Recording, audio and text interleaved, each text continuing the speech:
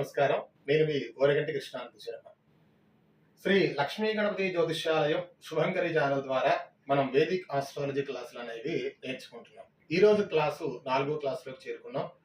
ఈ రోజున మనం విశేషంగా నిన్న నేను చెప్పినట్టుగా మనం ఈ రోజు లగ్న ప్రమాణాలు నిన్న మనం సూచనగా ఓ చక్రం వేసుకుని దాంట్లో 30 భాగాలు చేసుకుని ఒక్కొక్క రాశికి 30 భాగాలుగా చేసి 360 సిద్ధాంతాన్ని మనం చేసుకున్నాం. అటువంటి ఆ లగ్న ప్రమాణం ఖచ్చితంగా అసలు ఎలా ఇవ్వబడింది అనేటువంటి విషయం అదొక పట్టిక ఇంపార్టెంట్గా.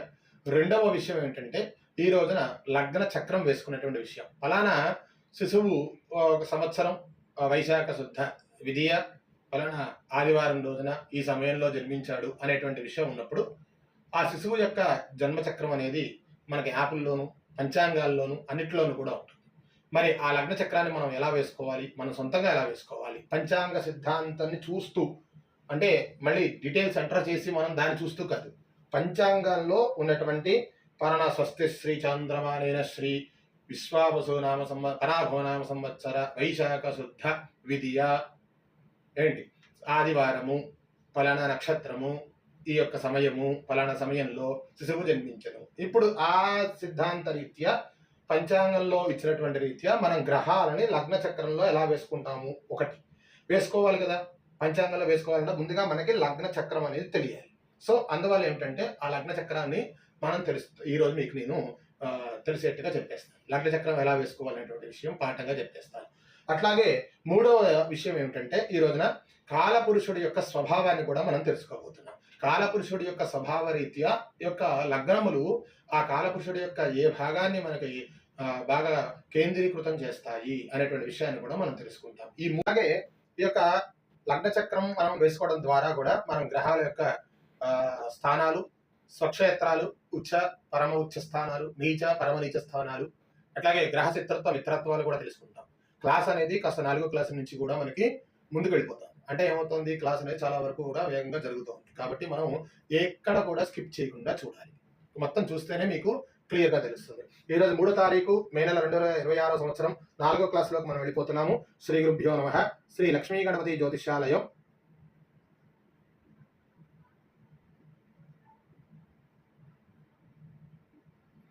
ముఖ్యంగా తెలుసుకోవాల్సినటువంటి విషయం ఏంటంటే స్కిప్ చేయకుండా ఉంటే మీకు అవుతుంది మధ్యలో నేను చెప్పేటువంటి వాల్యుబుల్ పాయింట్స్ అనేవి మీకు అందుతాయి. గ్రహం అంటే ఏమిటి అసలు అంటే గ్రహం అంటే గ్రహించబడినది లేదా లాగబడినది అని అర్థం. ప్రతి గ్రహానికి కూడా గ్రాస్పింగ్ పవర్ ఆ యొక్క సొంత ఎనర్జీని కలిగి ఉంటాయి. కక్షల్లో భ్రమిస్తున్నటువంటి ఈ యొక్క గ్రహములు సూర్యుడి చుట్టూ తిరుగుతూ ఉంటాయి. భూమి మాత్రమే తన చుట్టూ కూడా తాను తిరుగుతూ ఉంటుంది. ఈ యొక్క శక్తికి భూమికి ఉంది. అలాగే భూమికి ఉపగ్రహంగా చంద్రుని చెప్పబడ్డారు. అలాగే వాటి కక్షల్లో భ్రమిస్తున్నటువంటి గ్రహములు ఎప్పుడైతే వాటి కక్షల నుంచి ఒక గ్రహానికి దూరంగా ఇంకొక గ్రహము ఆ యొక్క త్రికోణము పంచ త్రికోణ రాశుల్లో ఎప్పుడైతే వస్తాయో అప్పుడు వాటి యొక్క ఫలితాలు మారడం ద్వారా శత్రుత్వ మిత్రత్వాలు అవుతాయి. ఇదంతా కూడా మనం తెలుసుకోవాలి.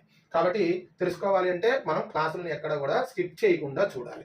చూసారా, వాల్యుబుల్ పాయింట్స్ అనేది మధ్యలో చెప్పాను. గ్రహం అంటే ఏమిటి రాసుకోండి అందరూ కూడా. ఇంపార్టెంట్ పాయింట్, గ్రహం అంటే ఏమిటి, గ్రహించబడినది లేదా లాగబడినది, గ్రాస్పింగ్ పవర్ కలిగినదే గ్రహము. ఈ విషయాన్ని క్లియర్ గా తెలుసుకోవాలి. ఎందుకంటే వాటి యొక్క శక్తి లేకపోతే వాటి శక్తి లేకపోతే అవి ఎందుకు మనం ఎంత సాధిస్తాయి? సింపుల్ లాజిక్ ప్రశ్న. సూర్యుడికి ఆధిపత్యం ఉందని సూర్యుడికి ఒక్కడికే కనుక ఆధిపత్యం కలిగి ఉండిపోతే మిగిలిన గ్రహములన్నీ కూడా శూన్యం అయితే ఏమిటి పరిస్థితి? అంటే సూర్యుడికి ఆధిపత్యం ఉన్నను కూడా ఆయన ఆధిపత్యము వహిస్తూ మిగిలిన గ్రహములు వాటి శక్తి వాటి కక్షల్లో చూపిస్తాయి. చూపించినప్పుడే కదా అవి ఏమవుతుంది, వాటిని అనుసంధానంగా ఉన్నటువంటి కక్షలలో అవి తిరుగుతూ ఉంటాయి. అవి తిరుగుతూ ఉన్నప్పుడు వాటి యొక్క పరిభ్రమణ కాలం చేత సూర్యోదయాది చంద్రోదయ సమయంలో ఆ వెలుగు నీడలు ఈ యొక్క భూమి మీద పడడం చేత మనకి వాటి యొక్క ఫలితాలు అనేవి శుభ ఫలితాలు అశుభ ఫలితాలుగా మనకి కనబడుతూ ఉంటాయి. ఇది తెలుసుకోవాల్సినటువంటి విషయం. కాబట్టి సరే, ఇప్పుడు క్లాస్లోకి వెళ్ళిపోతాను. ఈరోజు ముఖ్యంగా మీకు చెప్పినటువంటి ఈరోజు మెయిన్ క్లాస్ ఏంటండి, లగ్న ప్రమాణములు. హెడ్డింగ్ పెట్టేసుకోండి అందరూ కూడా, లగ్న ప్రమాణములు. లగ్న ప్రమాణములు నిన్న క్లాసు టూకీగా తెలుసుకుందాం. నిన్న ఏం చెప్పాను, 360 డిగ్రీలు. ఈ యొక్క 360 డిగ్రీల్లో 12 భాగాలు చేశాము రాశులని. సో అప్పుడు ఏమైంది, ఒక్కొక్క భాగం కూడా 30 డిగ్రీలుగా మేషరాశి నుంచి కూడా 30 డిగ్రీలుగా వచ్చింది. అనగా సుమారుగా సుమారు 2 గంటలంటే 5 ఘడియలుగా మనం తెలుసుకున్నాం కదా. అంటే 24 గంటలలో అహప్రమాణము అహోరాత్ర ప్రమాణములో 12 గంటల పగలు 12 గంటల రాత్రి కాలంలో 2 గంటలకు చొప్పున ఒక లగ్న ప్రమాణం ఉంటుంది అని తెలుసుకున్నాం సుమారుగా. ఇది నిన్న రఫ్ క్లాస్. అయితే ఈ యొక్క రఫ్ క్లాస్ ను దృష్టిలో పెట్టుకుంటూ 5 గడియలు హెచ్చు తగ్గులు అనేవి ఖచ్చితంగా ఉంటాయి. హెచ్చు తగ్గులు ఉంటాయి నిన్న కూడా చెప్పాను నేను. మీకు కూడా చిన్న హెచ్చు తగ్గులు ఎలా ఉంటాయంటే ప్రతి ఒక్కరు గుర్తుపెట్టుకోవాల్సిన విషయం, మెయిన్ విషయం చెప్తున్నాను. ఇప్పుడు చూడండి మీరు, ఈరోజు పంచాంగంలో మనకి తిథివార నక్షత్రాలు ఇస్తారు. తిథివార నక్షత్రాలతో పాటుగా ఏమి ఇస్తారు? సూర్యోదయ కాలం కూడా ఖచ్చితంగా ఇస్తారు పంచాంగ సిద్ధాంతులు. సూర్యోదయ కాలం ఎంత ఇవ్వచ్చు? సుమారుగా వేస్తున్నాను, ఇదేమీ యాక్యురేట్ కాదు, నేను మీకు ఎగ్జాంపుల్ చెప్పడానికి. ఈ రోజు కాలం 5:40 అని అనుకుందాం సుమారుగా. అంటే మూడో తారీఖు మే నెల సూర్యోదయం 5:40 జరిగింది. 5:40 జరిగినప్పుడు ఇక్కడ ఆ రోజున మళ్ళీ తెల్లవారి, సో అంటే 4వ తారీఖు 4/5/2026 సూర్యోదయం అనేది 5:45కి జరిగి ఉండొచ్చు. ఇది మన దృక్ సిద్ధాంత పద్ధతి రీత్యన కాబట్టి ఈ యొక్క సమయం అనేది హెచ్చు తగ్గులు ఖచ్చితంగా ఉంటాయి. అంటే 23 గంటలు 23 గంటల 55 నిమిషాలు ఒకసారి రావచ్చు రోజు కాలం. 24 గంటల 30 నిమిషాలు కూడా ఒక్కొక్కసారిగా దాదాపుగా కూడా రోజు కాలం అనేది రావచ్చు. సో ఈ హెచ్చు తగ్గుల రీత్యా దుఃసిద్ధాంత రీత్యా కూడా మనకి సమయం అనేది మారుతూ ఉంటుంది. ఇది కాబట్టి పంచాంగంలో క్లియర్గా ఉంటుంది. మీరు ఎవరైనా సరే చెక్ చేసుకోండి. మనం ఎప్పుడైనా సరే జ్యోతిష్య రీత్యా సిద్ధాంతం చేయాలనుకున్నా, మనం చెప్పాలనుకున్నా, మనం ఈ యొక్క ఇంగ్లీష్ డేట్స్ ని ఎప్పుడు కూడా మనం చెప్తే మనకు అన్వయం కాదు. సూర్యోదయం టు సూర్యోదయం. ఈ రోజు కాలం ఏంటండి అంటే మన ఈ రోజు సూర్యోదయం అయిన సమయం నుంచి రేపు సూర్యోదయం అయినటువంటి సమయం వరకు కూడా ఈ రోజు కాలం 24 గంటలు అని చెప్పేసి మనం గుర్తుపెట్టుకోవాలి. ఇది ఇంపార్టెంట్ టాపిక్ ఈ రోజు క్లాసులో. ఇప్పుడు చూడండి, మనకి సూర్యోదయం 24 గంటల కాలం అని చెప్పి తెలిసిపోయింది. సో ఇప్పుడు మనం ఇంత ఇంపార్టెంట్ పాయింట్ కూడా చెప్పాను. గ్రహం అంటే ఏమిటి? గ్రహించబడినది లేదా లాగబడినది, గ్రాస్పింగ్ పవర్ కలిగినది. ఆ పాయింట్ కూడా మీరు ఇంపార్టెంట్ గా రాసుకోండి. 2 పాయింట్లు ఈ రోజు క్లాస్ లో మీరు తెలిసేసుకున్నారు. సో లగ్న ప్రమాణ కాలంలోకి మనం వెళ్ళిపోతున్నాం. చక్కగా పట్టిక వేసుకోండి. చక్కగా మీరు మీ నోట్స్ లో పట్టిక వేసేసుకోండి. ఈరోజు డేట్ పెట్టేసుకుని ఆ పట్టికలో మనం ఫస్ట్ 3 డబ్బాలు, ఓ డబ్బాలో లగ్నము, ఇంకో డబ్బాలో గంటలు నిమిషములు, ఇంకో డబ్బాలో ఘడియలు విఘడియలు. ఓకేనా? లగ్నం, గంటలు, నిమిషాల కాలం, ఘడియలు విఘడియలు తెచ్చేసుకుందాం. సో ఫస్ట్ అన్ని లగ్నాలు కూడా మనం రాసుకుంటే మేషం, వృషభం, మిథునం, కర్కాటకం, సింహం, కన్యా, తుల, వృశ్చికం, ధనుస్సు, మకరం, కుంభం. నాతో పాటు చెప్పేసుకోండి మీరు కూడా, మరణం అవుతూ ఉంటుంది అలా. మీనం. ఇది కదా 12 రాశులు వచ్చేసాయి. 12 రాశుల్లో లగ్నాంత కాలం ఇప్పుడు మనం తెలుసుకుందాం. ఓకేనా? ఫస్ట్ మేష లగ్నం ఎంత కాలం ఉంటుంది అనేటువంటి విషయం. లగ్నం గంట 45 నిమిషాలు అంటే 4:22 విఘడియలు కాలం. ఓకేనా? ఇప్పుడు మనం మేషలగ్నం చూసుకున్నాం. మేషలగ్నం అంతా 1 గంట 45 నిమిషాలు. అలాగే 4:22 విఘడియలు మనం ఘడియల్లోకి మార్చినప్పుడు మేషలగ్నం అనేది మనం చెప్పడానికి అవకాశం ఉంటుంది. తర్వాత మనం ఇంకో నెక్స్ట్ వృషభ లగ్నంలోకి వెళ్తాం. వృషభ లగ్న కాలం ఎంత? వృషభ లగ్న కాలం కూడా మనం రాసుకుందాం. వృషభ లగ్నం దాదాపుగా 2 గంటల 1 నిమిషం పాటు ఉంటుంది. 2 గంటల 1 నిమిషం. దీన్ని మనం ఘడియల్లోకి మార్చినప్పుడు 2 గంటలు అంటే ఎంత? 5 విఘడియలు కదా, అది మనం రాసేసుకోవాలి. ఓకేనా? 2 గంటల 1 నిమిషం. 2 గంటల 1 నిమిషం. ఇది వృషభ లగ్న కాలం. వృషభ లగ్న కాలం 2 గంటల 1 నిమిషం. అంటే మనకి దాదాపుగా 5 ఘడియల కాలం అనేది ఘడియల్లో మనం చెప్పినప్పుడు వృషభ లగ్నం అనేది మనకు ఉంటుంది. తర్వాత లగ్నం మిథున లగ్నం. ఇది కొంచెం మీరు పట్టికగా కంపల్సరీ రాసుకుంటే ఏమవుతుందంటే, ఒకవేళ మీరు 24 గంటల్లో ఎప్పుడైనా సరే విభజన చేయవలసి వచ్చినప్పుడు ఈ యొక్క సమయం అనేది మనకు గుర్తుందనుకోండి, సంధిలో పడుతుంది. గబుక్కన లగ్న సంధిలో పడినప్పుడు మనకు ఉపయోగపడుతుంది. నెక్స్ట్ మనం వెళ్ళిపోదాం, మిథున లగ్నంలోకి వెళ్ళిపోదాం. ఇప్పుడు మిథున లగ్న కాలాన్ని మనం చూసినట్టయితే 2 గంటల 12 నిమిషాలు అంటే దాదాపు 5 గడియల 28 విఘడియల కాలం కూడా మిథున లగ్నం ఉంటుంది. ఇది 2 గంటల 12 నిమిషాలు మిథున లగ్నం. అంటే ఇది 5 గడియల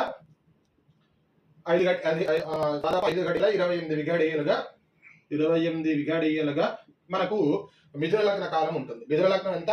2 గంటల 12 నిమిషాలు 5 గడియల 28 విఘడియలుగా మనకి మిథున లగ్నం అనేది ఉంటుందని తెలుస్తుంది. తర్వాత మనం కర్కాటక లగ్నానికి వెళ్దాం. కర్కాటక లగ్నం 2 గంటల 13 నిమిషాలు.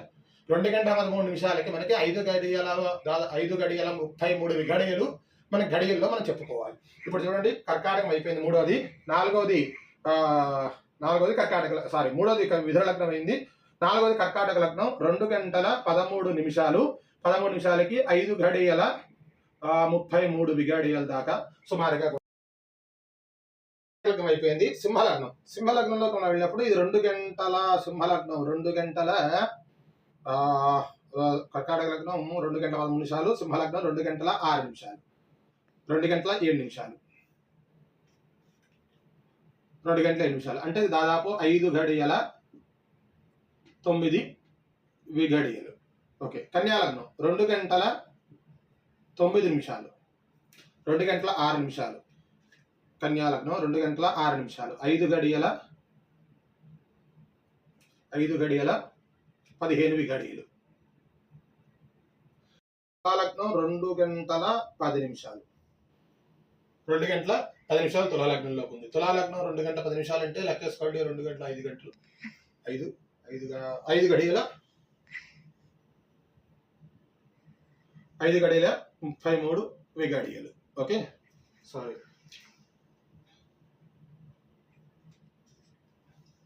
35 విఘడియలు. ఓకే. వృశ్చికం 2 గంటలు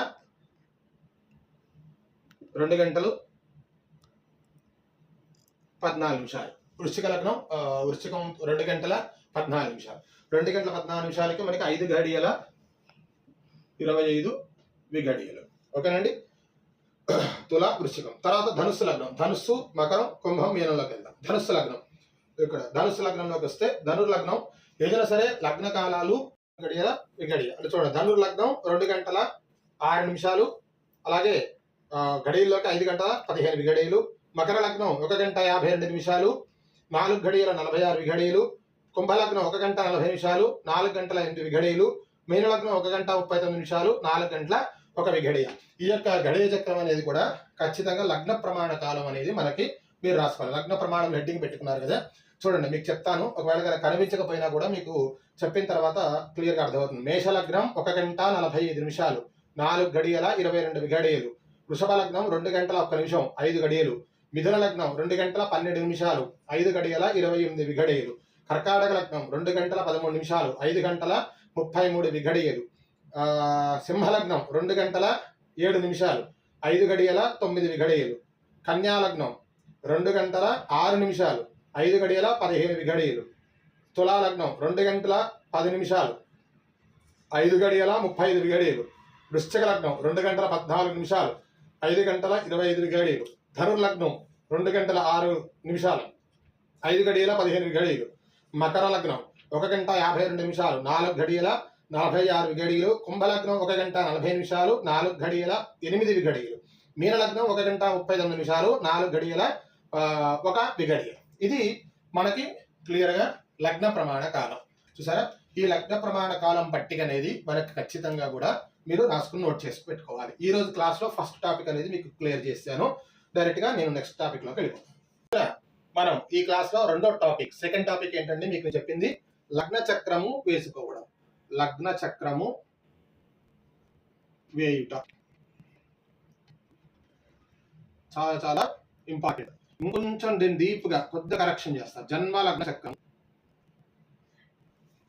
చక్రం వేయుట. ఈ పట్టిక అనేది ఏమిటనేది మనం క్లియర్గా చెప్తాను. ఇప్పుడు చూడండి, ఈ చక్రం వేసుకోవడం ద్వారా ఏమవుతుందంటే, ఫలానా శిశువు జన్మించినటువంటి సమయంలో మనకు గ్రహములు ఈ పట్టికలోనే మనం వేసుకోవాలి. ఆ పట్టికని మనం ఇప్పుడు తెలుద్దాం. అలాగే ఇందులో ఏ ఏ గ్రహములు ఆధిపత్యంగా ఉంటాయి అనే విషయం కూడా ఇంక్లూడింగ్ దీంట్లో చెప్పేస్తాం. చాలా very very important class. So ఈ క్లాసును ఇప్పుడు మనం తెలుసుకుంటున్నాము. చూడండి, పట్టిక ఎలా గీసుకోవాలంటే మీకు గ్రహాలు వచ్చేసాయి, రాశులు వచ్చేసాయి, నక్షత్రాలు వచ్చేసాయి. రాశుల్లో నక్షత్రాలు ఏ విధంగా ఉంటాయని వచ్చేసాయి, గ్రహాలు నక్షత్రాల ఆధిపత్యాలు వచ్చేసాయి. సో ఇప్పుడు మీకు తెలియాల్సింది ఏమిటయ్యా అంటే, ఇప్పుడు లగ్న చక్రం వేసుకుంటే ఏమవుతుందంటే, ఈ గ్రహములు ఇందులో ఉంటాయి కాబట్టి 9 గ్రహాలు కూడాను. ఈ గ్రహాలు ఉచ్చ స్థానాలు ఏంటి, స్వక్షేత్రాలు ఏంటి, పరమ ఉచ్చ స్థానాలు ఏంటి, పరమ నీచ స్థానాలు ఏంటి, అలాగే శత్రుత్వ మిత్రత్వాలు అవి రేపటి క్లాస్లో వస్తాయనుకోండి. మరీ లెంతీ అయిపోతుంది. కానీ ఈరోజు మాత్రం స్వక్షేత్రాలు ఆ యొక్క రాశులు మాత్రం చెప్పేస్తాను మీకు నేను. అది తెలుసుకోవడానికి అవకాశం ఉంటుంది. తర్వాత మనం ఆ జన్మించినటువంటి శిశువు యొక్క సమయాన్ని బట్టి కూడా దాన్ని ఎలా క్యాలిక్యులేట్ చేయాలి అనేది మనకి అనుబంధంగా వచ్చేటువంటి క్లాసుల్లో వచ్చేస్తుంది. ఓకేనా? ఇప్పుడు మనం లగ్న చక్రం వేసుకుంటున్నాం. లగ్న చక్రం చక్కగా డబ్బా తీసుకోండి, ఒక స్క్వేర్ తీసుకున్నారా? ఇవ్వండి. ఇక్కడ చక్కగా ఒక గీత, కొద్ది ప్లేస్ వదిలిపెట్టి ఇక్కడ ఒక గీత, అలాగే పైన ఒక గీత, కింద నుంచి కొంచెం ప్లేస్ వదిలిపెట్టి ఒక అర్ధ గీత, మధ్యలో ఇది సవ్యచక్రము.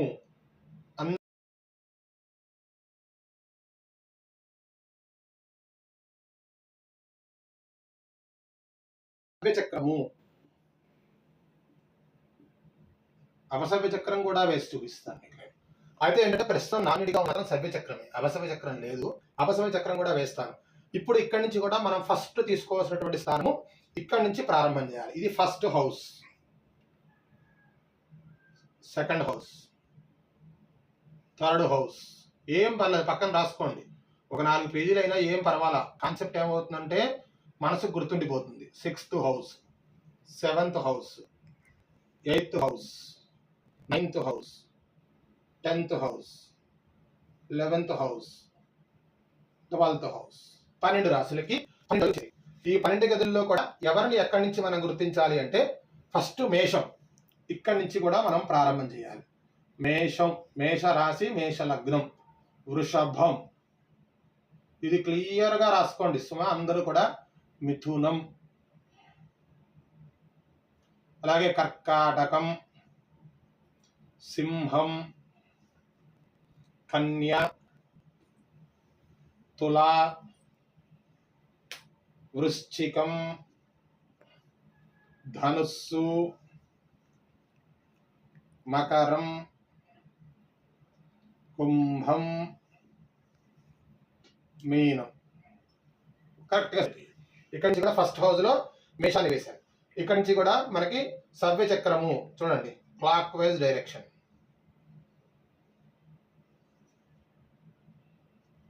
క్లాక్ వైజ్ డైరెక్షన్ లో ఉన్నటువంటి దాన్ని సవ్య చక్రం అంటారు. ఈ సవ్య చక్రంలో మేషం నుంచి కూడా 12 రాశులు మీనం వరకు కూడా ఈ విధంగా వేసుకోవాలి. చూడండి, పట్టి క్లియర్ గా చూడండి ఒకసారి అందరూ కూడా. మళ్ళీ క్లియర్, ఎటువంటి సందేహం లేకుండా ఫస్ట్ ఇక్కడి నుంచి కూడా ప్రారంభం చేసి మేషం, వృషభ,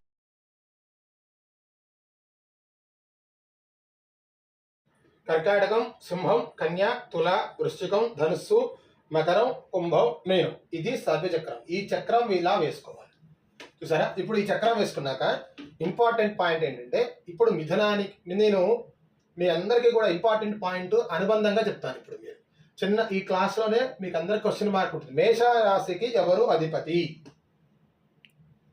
మీకు క్లాస్లో ఆల్రెడీ చెప్పేశాను నేను. వృషభ రాశికి ఎవరు అధిపతి? మిథునానికి ఎవరు అధిపతి? కర్కాటకానికి మననం చేసుకోవాలి మీరు. సింహానికి, కన్యకి అధిపతి ఎవరు? తులారాశికి అధిపతి ఎవరు? వృశ్చిక రాశికి అధిపతి ఎవరు?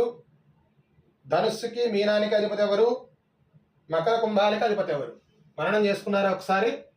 దానికి సమాధానం మేషానికి కుజుడు. మేషానికి కుజుడు కరెక్టేనా కదా చెక్ చేసుకోండి. వృషభానికి శుక్రుడు, వృషభ తులలకు శుక్రుడు అధిపతి. మిథున కన్యలకు బుధుడు అధిపతి. మిథున కన్యా లగ్నాలకు బుధుడు అధిపతి. కర్కాటకానికి చంద్రుడు అధిపతి. సింహానికి రవి అధిపతి. మేష వృశ్చికానికి కుజుడు అధిపతి. ధనుర్మీనాలకి గురుడు అధిపతి. కరెక్ట్ అవుతుందా? మీ యొక్క సమాధానం చూసుకోండి. మకర కుంభాలకి శని అధిపతి. చూసారా? అనుబంధంగా క్లాస్ అంటే అదే. మేషం నుంచి కూడా ద్వాదశ రాశుల్లో స్వక్షేత్రాలు అంటారు వీటిని. సింపుల్ పాయింట్ ఏంటంటే ఆ రాశి అధిపతి అయినటువంటి గ్రహము ఆ రాశిలో ఉండడాన్ని స్వక్షేత్రము. క్లియర్గా రాసుకోండి. స్వక్షేత్రము, స్వక్షేత్రము లేదా మేషానికి వృశ్చికానికి కుజుడు ఆధిపత్యంగా ఉన్నాడు కాబట్టి ఈ రెండు కూడా కుజుడి యొక్క స్వక్షేత్రములు, అంటే తన సొంత ఇల్లు. వృషభానికి తులానికి శుక్రుడు ఆధిపత్యం కాబట్టి శుక్రుడు స్వక్షేత్రంలో ఉన్నాడని చెప్పాలి. మిథునానికి కన్యకి బుధుడు అధిపతి కాబట్టి బుధుడు స్వక్షేత్రంలో ఉన్నాడని చెప్పాలి. కర్కాటకంలో చంద్రుడు స్వక్షేత్రం, సింహానికి రవి స్వక్షేత్రం, అలాగే ధనుర్మీనాలకి గురుడు స్వక్షేత్రము, అలాగే కుంభమీనాలకి శని స్వక్షేత్రము. ఇది రాశి చక్రము లేదా సభ్య చక్రము లేదా భచక్రము లేదా లగ్న చక్రం ఏదైనా అనుకోండి. ఏదైనా సరే ఈ యొక్క లగ్న చక్రం, జన్మ లగ్న చక్రం అనేది ఇది. ఈ చక్రాన్ని మనం ఈ విధంగా వేసుకోవాలి. ఇప్పుడు మనం నెక్స్ట్ టాపిక్ లోకి వెళ్ళిపోదాం. ఈ చక్రం అంతా కూడా మీరు అందరూ వేసుకున్నారు కదా, నేను ఇంకా తుడిపేస్తున్నాను. అలాగే ఈ రోజు క్లాసులో కంటిన్యూషన్ గా చెప్పాను నేను. ఈ యొక్క 12 రాశుల్ని మనం ఇప్పుడు వేసుకున్నాం కదా చక్రంలో. కాలపురుషుడికి ఈ 12 రాశులు కూడా ఏ ఏ భాగాలలో ఉంటాయి, ఏ ఏ భాగాల్లో వాటి వాటి ఫలితాలను చూపిస్తాయి అనేటువంటి విషయం తెలుసుకోవాలి. ఎందుకని అడగండి, క్వశ్చన్ మార్క్. నేను ఫస్ట్ నుంచి కూడా అంటున్నా అదే, ఎందుకు అంటే ఇప్పుడు చూడండి, మనం కాల భాగం చేసినప్పుడు 2 గంటలు సుమారుగా ఒక టైం వచ్చి, ఎందుకు అంటే పైన 300 డిగ్రీలు ఇంత కథ అంత చేయాల్సి వచ్చింది ఎందుకు అనేదానికి. ఇప్పుడు అలాగే కూడా మనం కాలపురుషుడిని మనం తీసుకున్నప్పుడు ఎందుకు అనేటువంటి భావం మనకి కలగాలిగా. ఇప్పుడు ఒక శరీరంలో ఉన్నటువంటి ఒక భాగం ఏదైనా సరే మనకు హాని కలుగుతోంది అంటే ఆ భాగాన్ని ప్రేరేపించేటువంటి గ్రహము లేదా రాశి అనేది అక్కడ దాని యొక్క కాలపురుషుడి యొక్క స్వభావ రీత్యా కూడా లేదా మనిషి యొక్క స్వభావ రీత్యా కూడా ఎలాగైతే మనిషి తన భావాలను మార్చుకుంటూ ఉంటాడో, గ్రహాలు కూడా వాటి వాటి భావాలని వాటి వాటి కక్షల్లో కాకుండా ఇంకొక కక్షల్లో భ్రమించినప్పుడు, ఇంకొక కక్షల్లో అంటే అక్కడికి వెళ్ళి దాంట్లో కూర్చోవడం కాదు, ఆ కక్షల్లో సమానంగా వచ్చినప్పుడు లేదా ఆ కక్షలకి సరాసరిగా మూల త్రికోణ రాశుల్లో లేదా పంచకోణ రాశుల్లో ఉన్నప్పుడు, పంచమ స్థానాల్లో ఉన్నప్పుడు వాటి వాటి భావాలని మార్చేస్తాయి. అంతే కదా. ఇప్పుడు ఓ పదార్థం ఉంది, ఒక గిన్నెలో నీళ్లు పోసారు, నీటికి ఆకృతి ఉందా లేదా ఆ యొక్క పాత్రగా ఆకృతి ఉందా? ఆ పాత్ర యొక్క ఆకృతిలో ఆ నీరు అనేది ఒదిగిపోయింది కదా. మరి ఇదే గిన్నెలోంచి నీళ్లను తీసి ఇంకో గ్లాసులో పోసారు, ఆ గ్లాసు ఆకృతిలో మరి ఆ నీరు ఒదిగిపోలేదా? అంటే ఏమిటి, నీరు తన స్వభావాన్ని ఎలాగైతే మార్చుకుంటోంది, ఇదే స్వభావాన్ని మార్చుకునేటువంటి తత్వం మనిషికి కూడా ఉంటుంది. ఇప్పుడు ఇంట్లో బాధ్యత కలిగినటువంటి వ్యక్తి ఒక తీరుగా ఉంటాడు, బయటకు వెళ్ళినటువంటి ఆఫీసులో అధికారి చేత దగ్గర ఉన్నటువంటి వ్యక్తి ఇదే వ్యక్తి ఒక తీరుగా ఉంటాడు. ఒకే వ్యక్తి భర్తని పిలిపించుకుంటూ ఉంటాడు, ఒకే వ్యక్తి పిల్లలకి తండ్రిగా పిలిపించుకుంటుంటాడు. భార్యతో ఉండాల్సినటువంటి స్వభావాన్ని భార్యతో కలిగి ఉంటాడు, పిల్లలతో ఉండాల్సిన స్వభావాన్ని పిల్లలతో కలిగి ఉంటాడు, సమాజంలో పెద్దలతో స్వభావాన్ని కలిగి ఉంటాడు. మరి వ్యక్తి ఇన్ని గుణాలు ఎలా మార్చుకుంటున్నాడు? అలాగే గ్రహములు కూడా వాటి భావాన్ని మార్చుకుంటాయి. మార్చుకున్నప్పుడు ఏమవుతుందంటే అది మనకి ఒక్కొక్క ప్రదేశంలో అవి చేరడం ద్వారా హాని చేసేటువంటి తత్వము అది అశుభ గ్రహములని, అంటే ఆ గ్రహం అశుభం అని కాదు, మనకి ఆ తద్వారా వచ్చినటువంటి ఫలితం అశుభం, అదే గ్రహము శుభ ఫలితం అని చెప్పేసి అని మనకి తెలుస్తూ ఉంటుంది. సో అందువల్ల ఏంటంటే ఇంపార్టెంట్ గా మనం తెలుసుకోవాల్సిన విషయం, కాలపురుషుడిలో ఈ యొక్క రాశులు ఏవైతే 12 రాశులు మనం పట్టికలో వేసుకున్నాం కదా, ఇవన్నీ కూడా ఏ యొక్క భాగాలను సూచిస్తున్నాయి అనేటువంటి విషయం తెలుసుకోవాలి. రండి మనం క్లాస్లోకి వెళ్ళిపోదాం. చాలా చాలా వెరీ వెరీ ఇంపార్టెంట్ క్లాస్ ఇది. ముందుగా డయాగ్రామ్ గీస్తాను, ఎవరు ఏమనుకోవద్దు, నాకు వచ్చినట్టుగా గీస్తున్నాను. మీరు కూడా చక్కగా డయాగ్రామ్ వేసేసుకోండి.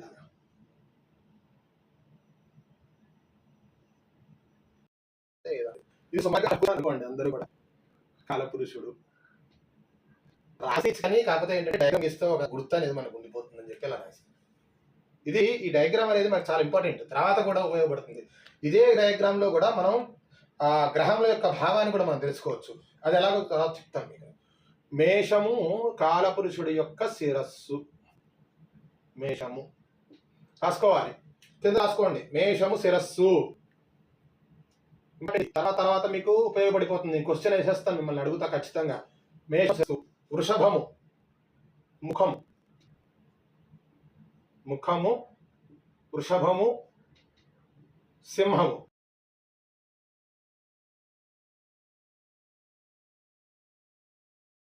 భాగము వృషభము సింహము, ముఖ భాగము వృషభము సింహము రాసుకోవాలి. కంఠ భాగము కంఠం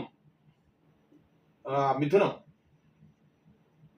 ఇది గుర్తుండాలి అందరికీ కూడా. ఇక్కడ రాసుకోండి మిథునం, మిథునం కంఠం. ఓకే, మిథునం తర్వాత వచ్చేసింది కర్కాటకం. కర్కాటకం హృదయం,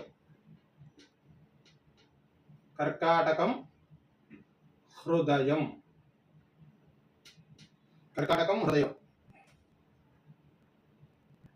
కర్కాటకం హృదయం. పూర్వకాలాల్లో జాతకం చెప్పేటువంటి పెద్ద పెద్ద గురువు గారు వాళ్ళు కూడా మనిషి వచ్చిన తర్వాత వాడి యొక్క శరీర భాగాల్లో ఎటువంటి అనారోగ్యం చేరింది అనేటువంటి విషయాన్ని మీద కూడా నీకు దశ నడుస్తుందిరా, అందుకే నీకు అట్లా వచ్చింది, హృద్రోగం వచ్చింది, రవిదశ నడుస్తుందేమో, శనిలో రవిదశ నడుస్తుందేమో, బుధుల్లో రవిదశ నడుస్తుందేమో, అలా కనుక్కొని చెప్పేవారట. చక్కగా అలా అనాలిసిస్ అనేది వాళ్ళు చేసేవారు. అనుభవం మీద వచ్చేస్తుంది. కన్య ఉదరము, నీకు ఈ సమస్య ఉందిరా బాబు, బుధుడు ఇలా ఇస్తాడో మాత్రం తెలుసుకో అని చెప్పేవారట. నాభి, తుల, నాభి ఇక్కడ రాసుకోండి, పక్కన రాసుకోండి. కర్కాటకం అయిపోయింది, సింహం అయిపోయింది, సింహం ఒక భాగం వచ్చేసింది. కన్య, కన్య పట, తుల, నాభి, నాభి అదో భాగము, వెనక భాగం నడుము, నడుము అని కూడా రాసుకోవచ్చు. ఇక్కడ నడుము, నడుము సూచిస్తుంది.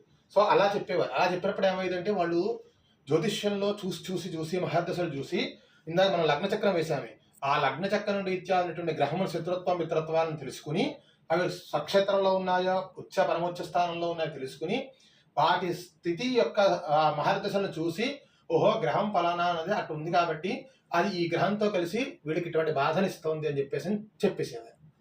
అంత దాంట్లో సిద్ధాంతం చేసేటువంటి వాళ్ళు కూడా చాలా మంది పెద్దవాళ్ళు ఉన్నారు. అందరికీ కూడా పెద్దవాళ్ళందరికీ కూడా మనం నమస్కరిస్తూ ఉండాలి. ఎందుకంటే జ్యోతిష్యం ఇప్పుడు కూడా అనుభవ పాఠమే. మీరు బాగా తెలుసుకోండి. మనం ఎంత నేర్చుకుంటామో అంత జ్యోతిష్యంలో ఇంకా ఉంటుంది. జ్యోతిష్యం ప్రతి ఒక్కరు కూడా విద్యార్థే. ఇప్పటికి కూడా ప్రతి రోజున కూడా మననం చేసుకోవాల్సిందే. జ్యోతిష్యం అంటే ఏమిటి, లగ్న చక్రాలు, ఇప్పుడు మనం కొన్ని భావాల్లో కొన్ని రాశుల్లో కొన్ని గ్రహములు కలిసినప్పుడు మహర్దశల్లో ఫలితాలు మారిపోతాయి మహర్దశలు వేసుకునేప్పుడు. కాబట్టి ఏంటంటే రాను క్లాసుల్లో అవన్నీ మనం దాంట్లోకి వెళ్ళిపోతాం. కాబట్టి ముందు ఈ బేసిక్ క్లాసుల్లో కూడా 6 బేసిక్ క్లాసుల్లో కూడా ఈ కాన్సెప్ట్స్ అనేవి మనకి మెదడులో ఉండిపోవాలి. అలాగే ఈ విధంగా చెప్పేవారు పూర్వకాలంలో. తుల, నాభి, నడుము, ఓకే. మర్మ భాగం, వెనక భాగం, అదో భాగం లేదా వెనక భాగం మకరం, కుంభం. మర్మం ఇక్కడ రాసుకోండి. తుల, నాభి, నడుము వచ్చేసింది కదా. నడుము, తుల, నాభి అని రాసుకున్నారా? నాభి అని రాసుకున్నారు కదా. ఒక్క నిమిషం. ఈ యొక్క తుల నాభి భాగం రాసుకున్నారు. వెనక భాగం నడుము, అదో భాగం అని రాసుకోండి. నడుము మకరం, కుంభం. దీంట్లో చాలా వ్యత్యాసాలు ఉన్నాయి. కొంతమంది సిద్ధాంతులు దీన్ని మార్చారు, అది తర్వాత మనం చెప్పుకుందాం. ప్రస్తుతానికి రాసుకోండి. వృశ్చికం, మీ ఓరిగంటి కృష్ణానంద శర్మ. మరి రేపటి ఛానల్లో మళ్ళీ మనం కలుసుకుందాం. రేపటి ఎపిసోడ్లో మళ్ళీ మనం కలుసుకుందాం. అందరికీ నమస్కారం, శుభం.